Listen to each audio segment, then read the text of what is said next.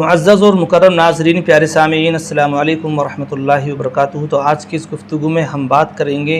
रमज़ान के मुक़द्दस महीने में जिन हज़रात को शरीयत ने रोज़ा ना रखने की इजाज़त दी है बहालत मजबूरी, यानी वो हज़रात रोज़ा छोड़ सकते हैं, उनको अख्तियार है और वो रख भी सकते हैं अगर उन्हें इस्तिताअत है तो ये हज़रात कौन हैं, इनके ताल्लुक़ से हम जानेंगे समझेंगे इस क्लिप के ज़रिए से। लिहाजा आप हमारे साथ बने रहें। चलिए तो शुरू करते हैं।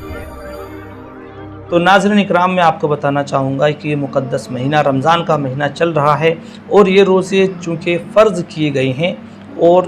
फ़र्ज़ जो है उसको छोड़ नहीं सकते हम बहालत ऐसी मजबूरी कि जिसमें जान का ख़तरा है या कुछ ज़्यादा बड़ी मजबूरी है। आजकल क्या है कि कुछ लोग जो हैं छोटा मोटा काम पड़ता है, यानी कि दिहाड़ी मजदूरी कर रहे हैं तो रोज़ा छोड़ दे रहे हैं, ठेला रिक्शा चला रहे हैं तो रोज़ा छोड़ दे रहे हैं, या इस तरीके से और कुछ दीगर मामलात या दीगर छोटे मोटे काम घर पे भी अगर निकल आते हैं, गाड़ी चला रहे हैं, ड्राइविंग कर रहे हैं तो वो रोज़ा छोड़ देते हैं। बड़े इत्मीनान से कहते हैं कि हम तो ये काम कर रहे थे तो रोज़ा छोड़ दिया। तो नाज़रीन इकराम, ये जो उज़्र हैं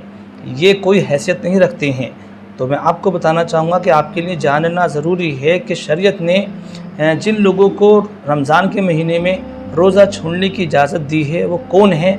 और उनकी क्या हालत और क्या कंडीशन होती हैं, तो इस क्लिप के ज़रिए से हम समझेंगे। नाज़रीन इकराम, वो 9 हज़रात हैं जिनके ताल्लुक़ से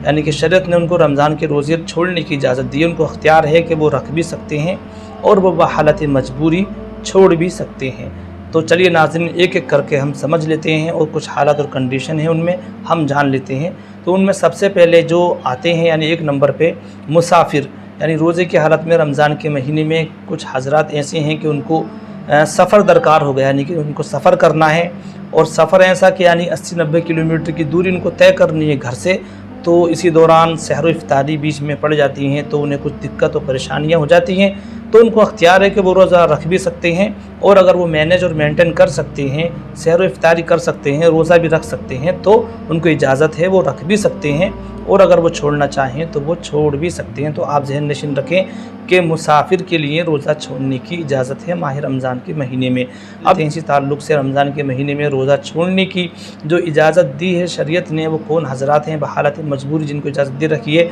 तो अब हम जान लेते हैं। नंबर 2 पर हैं सख्त बीमार, यानी सख्त बीमार, ऐसा बीमार कि अगर वो वक्त और टाइम पर दवा नहीं लेगा तो बीमारी के बढ़ने का अंदेशा है और फिर उसके बाद जान का ख़तरा है। तो नाज़रीन इकराम, ऐसे हज़रात को, ऐसे शख्स को भी चाहिए कि वो रमज़ान के रोज़े छोड़ सकते हैं और अपनी तबीयत पे ध्यान दें, अपने मर्ज़ पे ध्यान दें और जब वो दुरुस्त हो जाएँ, ठीक हो जाएँ तो उसके बाद वो रोज़े की क़ज़ा करें। तो नाज़रीन इकराम, इसी तरीके से हम और जान लेते हैं कि जिन हज़रात को शरीयत ने रोज़ा छोड़ने की रमज़ान के महीने में इजाज़त दी है, उज़्र ख्वाही की है बहालत मजबूरी, तो नंबर 3 पर वो आते हैं, यानी कि दूध पिलाने वाली औरतें, दूध पिलाने वाली माएँ कि उनके छोटे छोटे बच्चे हैं, वो दिन भर में 10-15 बार दूध पीते हैं। तो ऐसी औरतें क्या होता है कि रोज़ा रख लेती हैं, फिर जब दिन आता है तो दिन की हालत में उनके पिस्तान सूख जाते हैं, उनमें दूध नहीं रहता, इस वजह से बच्चे को दिक्कत होती है, उसकी बीमारी बढ़ सकती है, उसके अंदर कमज़ोरी के सबब जान भी जाने का ख़तरा है। इसी बात को मद्देनज़र रखते हुए अगर वो इस चीज़ को मेंटेन नहीं कर पा रही हैं तो वो रोज़ा छोड़ सकती हैं, उनको इजाज़त है।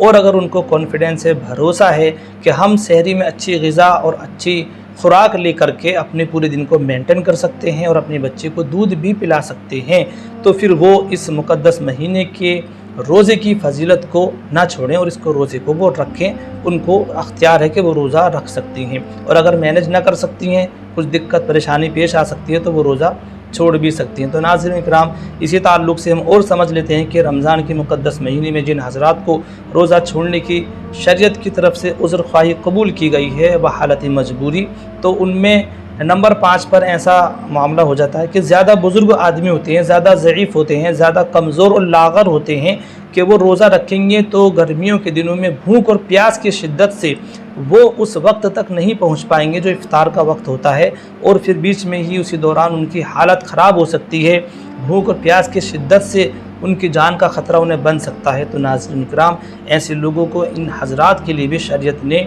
इनकी उज़्र ख्वाही को कबूल किया है, लिहाजा उनको इजाज़त है कि वो भी रोज़ा छोड़ सकते हैं और फिर जब वो सेहतमंद हो जाएँ तो उस रोज़े की क़ज़ा करें। तो नाज़रीन इकराम, इसी तरीके से हम रोज़ा छोड़ने के ताल्लुक़ से रमज़ान के महीने में जिन हज़रात को इजाज़त है बहालत मजबूरी उनके ताल्लुक़ से और जान लेते हैं। तो नंबर 6 पर पागल मजनून, यानी कुछ हज़रात ऐसे होते हैं कि 24 घंटे में उनकी कुछ हालत ऐसी बनती है कि उन पर गश तारी होती है, उन पर दौड़े पड़ते हैं, वो अपना आपा खो देते हैं, पागल और मजनून और दीवानों जैसी हालतें उनकी बन जाती हैं। तो उनको चाहिए कि वो रोज़ा ना रखें, कि वो रोज़े का एहतराम ना कर पाएंगे, तो उनको भी रोज़ा छोड़ने की इजाज़त है। तो नाज़रीन इकराम, इसके ताल्लुक़ से हम और समझ लेते हैं, जान लेते हैं। तो नाज़रीन नंबर 7 पर है जान का ख़तरा बन जाता। कभी कभी कुछ हालत ऐसी कंडीशन बन जाती है नाज़रीन, कुछ लोग ऐसे होते हैं कि गिरफ़्तार हो जाते हैं, किडनैप कर लिए जाते हैं और कैदोबंद कर दी जाते हैं, और फिर अगर वो उस हालत में रोज़ा रखेंगे तो उनको धमकी दी जाती है कि अगर तुम रोज़ा रखोगे तो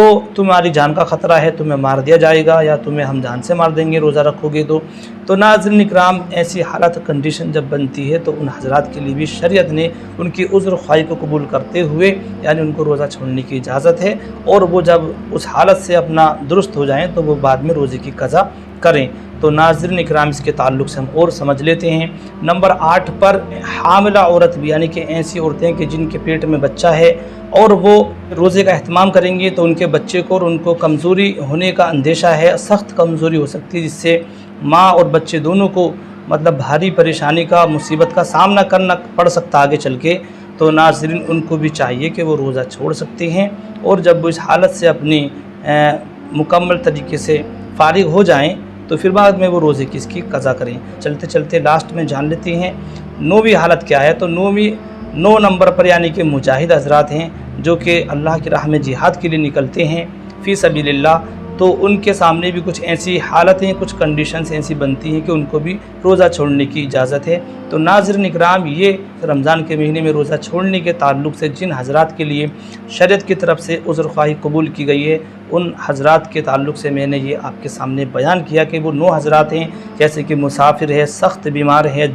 दूध पिलाने वाली औरतें हैं, हैज़ और निफास वाली औरतें हैं, ज़्यादा बुज़ुर्ग, ज़ईफ़, कमज़ोर लागर हैं, या फिर पागल व मजनून हैं, या फिर जिसको जान का ख़तरा है, या फिर हामिला औरत हैं, या फिर इसी तरीके से मुजाहिद हज़रात हैं। तो इन तमाम हज़रातों को उन कंडीशंस में रोज़ा छोड़ने की इजाज़त है, लेकिन फिर भी अगर ये इस्तिताअत रखते हैं और उसको मेंटेन और मैनेज कर सकते हैं तो रोज़ा रखें, चूँकि रमज़ान के रोज़े की बड़ी फ़जीलत और अहमियत बयान की गई है। नाज़रीन इकराम, रिवायत की रोशनी से मालूम पड़ता है कि रमज़ान के महीने का एक रोज़ा भी अगर आपने छोड़ दिया